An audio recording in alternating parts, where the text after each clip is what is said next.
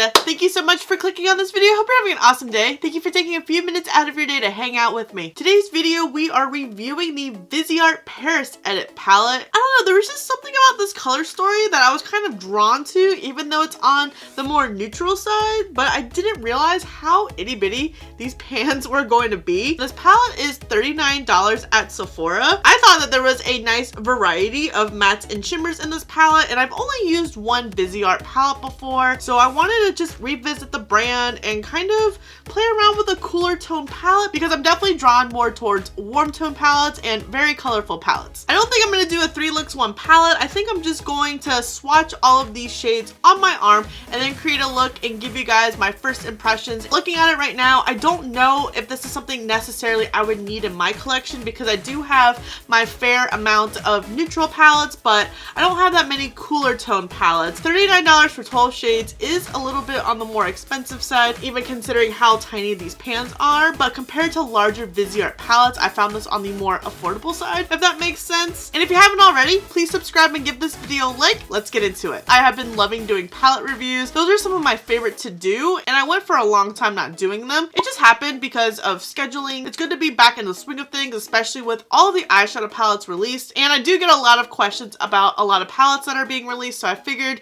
these are like the best type of videos to do, to give you guys my thoughts and my opinions on these palettes. And there's no primer or concealer on my arm to act as a base, and all of my finger swatches, I take my finger to the pan and then I do a 1 swipe, otherwise noted. And there are no shade names, which for me kind of irks me, but I was having a conversation with a friend the other day about how they don't care about the names of the shadows. They think it might be just for the YouTubers, the influencers when they're reviewing, and I was like, huh, maybe you're on to something. I just like the creativity of the names. They crack me up. I guess I never really thought about that it doesn't mean anything if you're just going to create a look.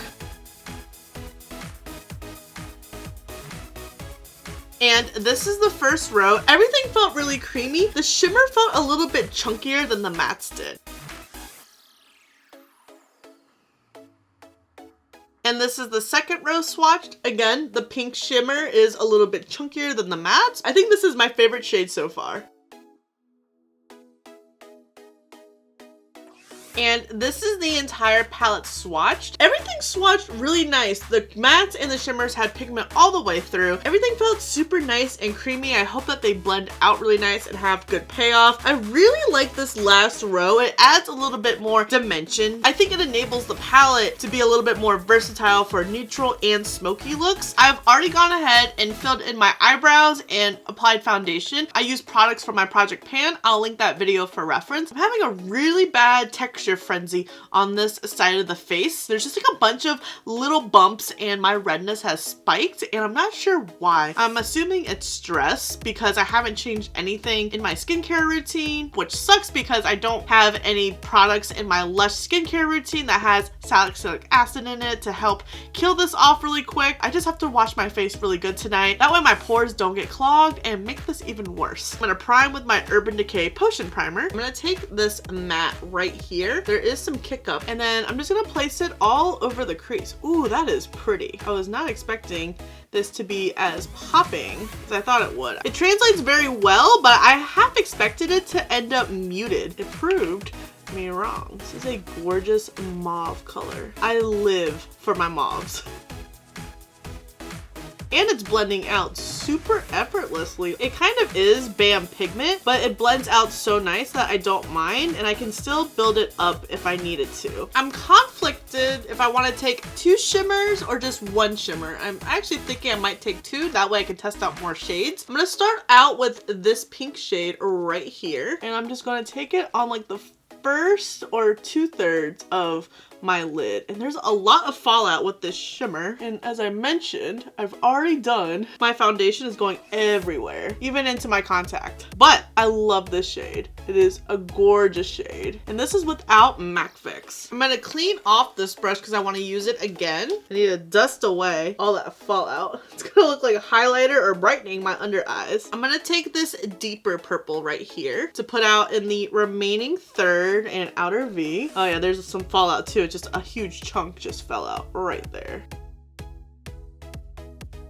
I am going to go back in with the initial shade lightly just to make sure that it and the shimmers are nice and blended together. So far, I really like how everything is blending out. It's definitely like a soft glam look, and I'm low-key living for it. I'm gonna add some eyeliner to my lid and waterline before we smoke out the lower lash. I really want to take this shade right here to smoke out the lower lash. I think I am gonna take some of this shimmer right here, add to the inner corner. I'm gonna spray some MAC Fix.